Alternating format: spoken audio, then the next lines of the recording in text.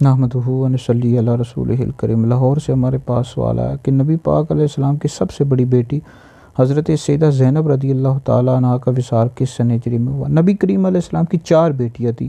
اہل سنت کے نزدیک نبی پاک علیہ السلام کی 4 بیٹیاں تھیں، اور سب سے بڑی بیٹی کا نام حضرت سیدہ زینب رضی اللہ تعالیٰ عنہ ہے، اور نبی کریم علیہ السلام آپ سے بہت زیادہ محبت کیا کرتے تھے۔